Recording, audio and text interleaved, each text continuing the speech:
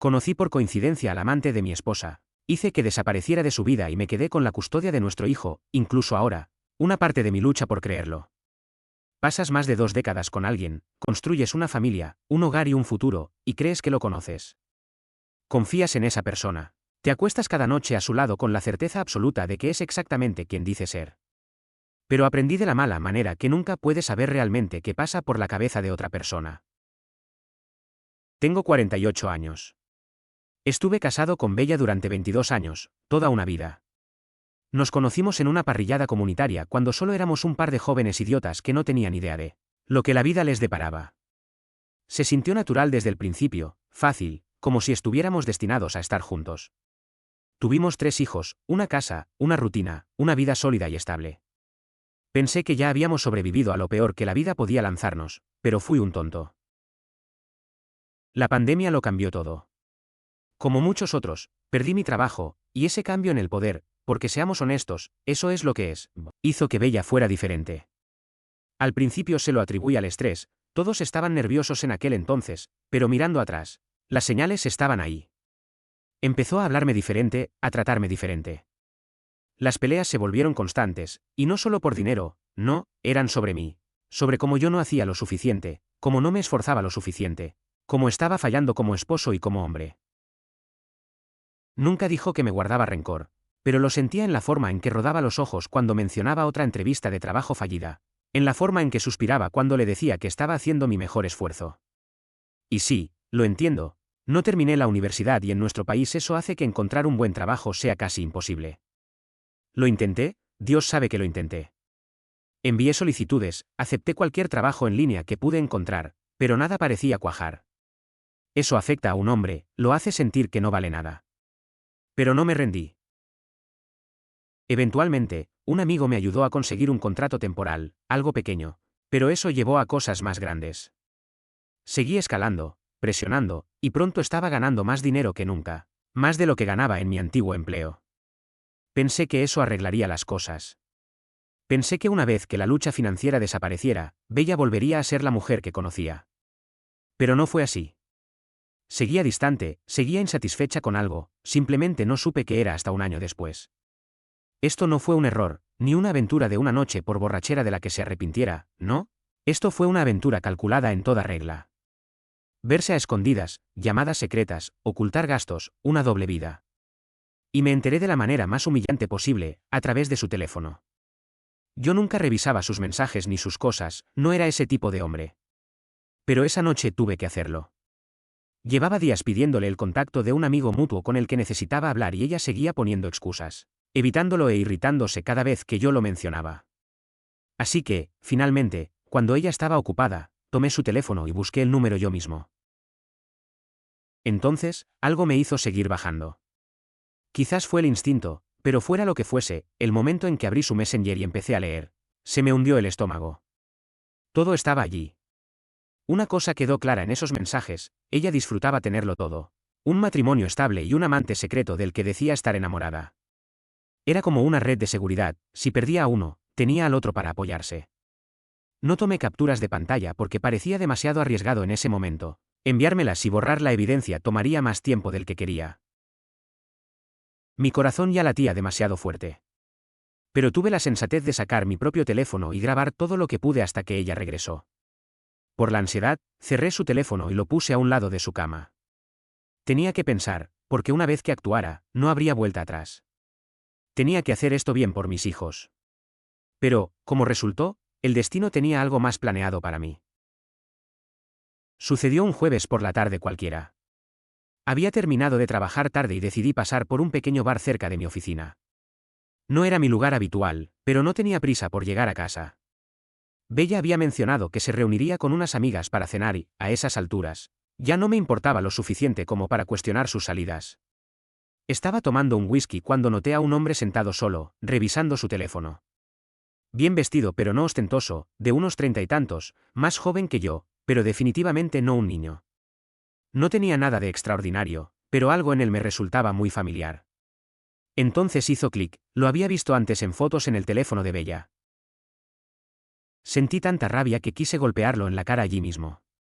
Pero gracias a Dios no lo hice ni reaccioné de inmediato. Tuve suerte de no haber bebido tanto todavía. En lugar de eso, lo observé, lo estudié. Cuando dije que no tenía nada de extraordinario, lo decía en serio, aparte de ser más joven, no se veía alguien caro. Tenía un aspecto promedio y parecía que solo estaba sobreviviendo, como el resto de nosotros. Así que lo elegí a él. Terminé mi trago, me levanté y caminé hacia él. Apenas me notó hasta que acerqué la silla junto a él y me senté. Me miró sorprendido al principio y simplemente me preguntó si lo conocía. Antes de responder, lo miré y le pregunté su nombre, le dije que no debería dudar en decírmelo. Después de todo, se había estado acostando con mi esposa. Sé que esto no debería ser gracioso, ni ahora ni entonces, pero de alguna manera lo fue, porque se me quedó viendo con la boca abierta por más de un minuto, lo juro. Luego balbuceó algo sobre no saber de qué estaba hablando y que yo tenía a la persona equivocada. Me eché hacia atrás, sin dejar de observarlo, y le dejé claro que no había error. Lo sabía todo, los encuentros en hoteles, los mensajes tarde en la noche, todo. Expuse cada detalle, cada mentira que ella me había dicho y cada una que le había alimentado a él. Intentó negarlo al principio y luego afirmó que no tenía idea de que Bella estaba casada, pero la forma en que desvió la mirada y cómo se tensó su mandíbula me indicó que debía haberlo sospechado. Finalmente, admitió haberlo sospechado. Dijo que Bella le había dicho que su vida con el padre de sus hijos era complicada, que eran más como compañeros de crianza y no como marido y mujer. El idiota parecía estar realmente enamorado de una mujer que era al menos 10 años mayor que él y con 3 hijos. Me acerqué, asegurándome de que escuchara cada palabra. Le expliqué que Bella seguía siendo mi esposa, que lo había estado usando solo como una distracción, nada más. Y luego le dije que no me iba a divorciar de ella, al menos no todavía. Se veía confundido y preguntó por qué. Se lo dije claramente, porque quería que ella sufriera. Quería que se sintiera atrapada, sin poder, tal como ella me había hecho sentir a mí. Y en cuanto a él, estaba acabado. Se iba a alejar de ella, bloquearía su número y nunca volvería a hablarle. Se enojó conmigo por exigirle eso y me preguntó por qué pensaba yo que él haría tal cosa. De hecho, se levantó para intentar intimidarme y las cosas pudieron ponerse feas muy rápido. Pero saqué mi teléfono, toqué la pantalla un par de veces y se la mostré. Sus propios mensajes de texto a Bella lo miraban de vuelta, explícitos y condenatorios. Incluso algunos de sus nudos, desnudos, del tipo que no dejaba lugar a dudas sobre lo que habían estado haciendo. Se puso pálido. Me acusó de estar fanfarroneando. Guardé mi teléfono y le dije que era bienvenido a poner a prueba esa teoría, pero que si lo hacía, me aseguraría de que cada persona en su vida supiera exactamente qué clase de hombre era. Su trabajo, su familia, sus amigos, ninguno se quedaría a oscuras. Si tenía que gastar mi último centavo para arruinar su vida, lo haría, y les mostraría quién es él. Le dije que era simple, le iba a decir a Bella que se había acabado, que ya no estaba interesado, y luego desaparecería de su vida. Nos quedamos en silencio un rato, parados allí mirándonos. Luego dijo, está bien, y aceptó. Me dijo que lo haría esa misma noche. Le aseguré que me enteraría si no lo hacía. No tuve que esperar mucho para ver los resultados, esa noche Bella estaba inusualmente callada. Apenas tocó su cena y podía ver cómo no dejaba de mirar de reojo su teléfono. En un momento dado, le gritó a nuestro hijo menor, algo que no pude tolerar, y le dije que fuera lo que fuera que la estuviera carcomiendo. Debería ir a solucionarlo y no descargar sus frustraciones con el niño. Tenía el presentimiento de que ya había notado que algo andaba mal, pero aún no lograba encajar las piezas. A la mañana siguiente, su estado de ánimo pasó de la ansiedad al pánico total. Estaba pegada a su teléfono durante el desayuno. Yo, por otro lado, simplemente la ignoré e intenté ser incluso más duro de lo habitual. Normalmente le habría preguntado si todo estaba bien e incluso me habría ofrecido a llevar a los niños a la escuela para que ella pudiera calmarse, pero no hice nada de eso. En su lugar, la recriminé por la forma en que le gritó al niño y le dije que se controlara. Durante los días siguientes, vi a Bella desmoronarse, revisando su teléfono como si esperara algo importante. Pero yo sabía que esperaba a alguien. Por las noches no podía dormir. Incluso los niños notaron el cambio, la evitaban como a la peste, sintiendo que algo no estaba bien. Ella intentaba actuar normal, pero no engañaba a nadie, y yo me aseguré de que lo supiera. Cada vez que me miraba, la recibía con una mirada fría y sin emociones. No grité, no acusé, solo dejé que se hundiera en la incomodidad, que sintiera el peso de su propia culpa aplastándola. Mientras ella perdía el control, yo hacía mis movimientos tras bambalinas. Contacté a mi abogado y empecé a preparar el divorcio. No iba a dejar que se fuera de esto ilesa, no, quería arrancarle esa red de seguridad de debajo de sus pies. Una tarde entré a la sala y la encontré acurrucada en el sofá, mirando su teléfono con expresión vacía. Cuando le pregunté si estaba bien, dudó antes de dar un sí sin ganas. Fui directo y le dije que había estado actuando raro. Fue entonces cuando admitió que sentía que algo andaba mal. Cuando la presioné, finalmente se quebró, dijo que no había podido localizar a un amigo, y que él simplemente había desaparecido. Un amigo, ¿verdad? Me hice el tonto, fingiendo estar pensativo antes de sugerir que tal vez él la estaba ignorando y que ella debería captar la indirecta. Su reacción no tuvo precio, la incertidumbre y el miedo en sus ojos. Intentó insistir en que no era así, pero yo solo me encogí de hombros y dije que tal vez ese amigo se había dado cuenta de algo que ella no. Me preguntó a qué me refería y dejé que las palabras se hundieran lentamente. Le dije que algunas cosas simplemente no valían la pena como para arruinar tu vida. Ese fue el momento en que ella supo, definitivamente, que yo lo sabía. Ella simplemente no sabía cómo me había enterado. También me di cuenta de que, en ese punto, ella sabía que nuestro matrimonio había terminado. Esa noche la atrapé en el baño con el teléfono en la oreja, susurrando al auricular. La desesperación en su voz era casi patética mientras dejaba un mensaje suplicándole que le devolviera la llamada, que necesitaba hablar. Me aseguré de que me viera al salir. No dije ni una palabra, solo fijé mi mirada en ella y dejé que el silencio hablara. ¿Sabes que esta mujer no mencionó su infidelidad ni intentó suplicar para que siguiéramos juntos? Quizás pensó que yo sería quien sacara el tema, pero no lo hice. A esta mujer le tomó una semana entera hablarme al respecto. La dejé hablar, dejé que dijera que sentía que yo había estado distante. Cuando finalmente respondí, le dije que no tenía nada que decir. Ella insistió, preguntó por qué, actuando como si no lo supiera ya.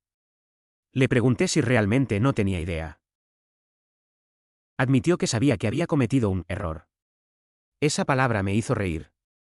Le dije que lo que hizo no fue un error, fue una elección, un error ocurre una vez, pero ella eligió lo suyo una y otra vez. Preguntó por nuestro matrimonio, le dije que solo tenía que sentarse a observar.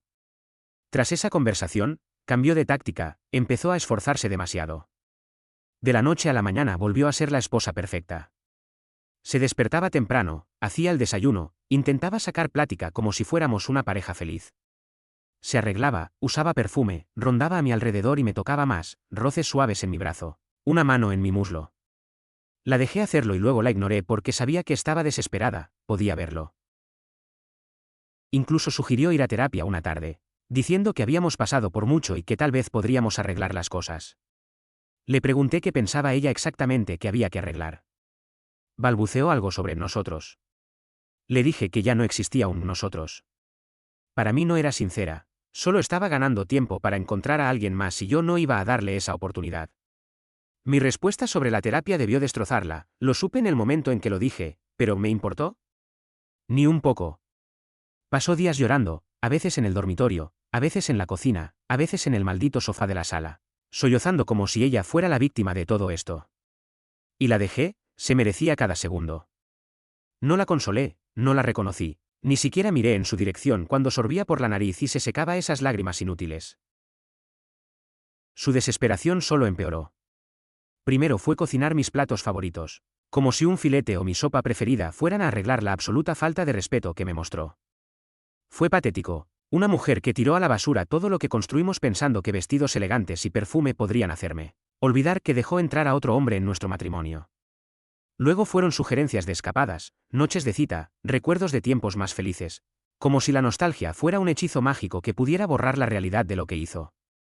Luego, hace unos meses, hizo un último intento, después de la cena, me llamó para hablar. Me dio un discurso sobre cómo sabía que lo había arruinado, cuánto me extrañaba y cuánto extrañaba lo nuestro, que quería intentarlo de nuevo, que estaba dispuesta a hacer cualquier cosa para arreglar las cosas. Yo le pregunté, ¿arreglar qué exactamente? Entonces empezaron los llantos otra vez. Dios, en este punto las lágrimas eran más que molestas. Un acto constante como si pensara que yo todavía era el hombre que correría a secarlas, a abrazarla y decirle que todo estaría bien. No, ese hombre se había ido. Siguió y siguió hablando sobre cómo podríamos reconstruir, cómo podríamos ser una familia de nuevo, y ahí fue cuando le puse fin. Le dije directo a la cara que ya no la amaba, y que ni siquiera la odiaba, porque eso significaría que ella todavía significaba algo para mí, pero no era así. Ella solo estaba ahí, como una obligación, la madre de mis hijos, pero mi esposa, esa mujer estaba muerta y yo no tenía interés en resucitarla. Luego le dije que pronto recibiría los papeles del divorcio y que más le valía aceptar el acuerdo porque no obtendría mucho. Tenía registros de todo, el tiempo que pasaba con los niños o, más exactamente, la falta de tiempo que pasaba con ellos. Tenía testigos para respaldarlo. La custodia del menor, esa era mía. Los dos mayores estaban en la universidad, así que estaban fuera de la ecuación, pero al pequeño, a él no se lo iba a llevar. Estaba tan impactada cuando lo dije, como si no hubiera tirado todo a la basura antes, como si esto fuera una gran sorpresa. Pero no le di tiempo para discutir, ese fue el fin de la conversación. La dejé allí sentada llorando entre sus manos y me fui a la cama. Lo que ella hiciera después de eso era su problema. Hace 2 semanas finalmente firmó los papeles y comenzó el proceso. Se llevó algo de dinero, pero nada por lo que pierda el sueño, y yo obtuve lo que quería, la custodia mayoritaria de nuestro hijo menor. Los hijos mayores saben exactamente por qué nos divorciamos y hice que ella misma se los contara. Le dije que si no lo hacía ella, lo haría yo, y que mi versión sería brutal. Le dije que si yo les contaba, tendría que mostrarles la evidencia, no es que realmente lo fuera a hacer. Pero ella no lo sabía. Ahora los hijos no le hablan y ella me ha estado persiguiendo desde entonces, emboscándome en estacionamientos. Apareciendo sin avisar, fingiendo que tiene alguna razón urgente para hablar, cualquier cosa para que yo la ayude. No puedo bloquearla por completo porque aún debemos comunicarnos por su hijo. Pero prácticamente está suplicando ahora y, honestamente, es molesto, pero no me quejo. Si quiere rogar, que ruegue. Disfruto rechazarla. Disfruto cerrándole la puerta en la cara. Quizás después de un año de esto haga algo al respecto. Sigo extremadamente enojado, 22 años de mi vida no es algo que simplemente olvidas. Todavía duele, pero te diré una cosa, nunca volveré a ser ese tonto. Verla intentar hacer malabares con todas sus pequeñas mentiras y manipulaciones, pensando que lo tenía todo bajo control solo para que todo se desmoronara a su alrededor. Estaba tan concentrada en lo que ella creía que era su gran plan, que nunca se dio cuenta de que cuanto más fuerte intentaba apretar, más se le escapaba todo de las manos. Y lo mejor de todo, no tuve que mover un dedo para empeorarlo, ella misma lo hizo todo. Es como si el universo simplemente tuviera una forma de asegurarse de que las personas reciban exactamente lo que merecen. Intentaba arreglar las cosas con cenas elegantes y perfume, pero esos son solo parches en una relación rota. No puedes curar una herida así con filetes y lociones perfumadas.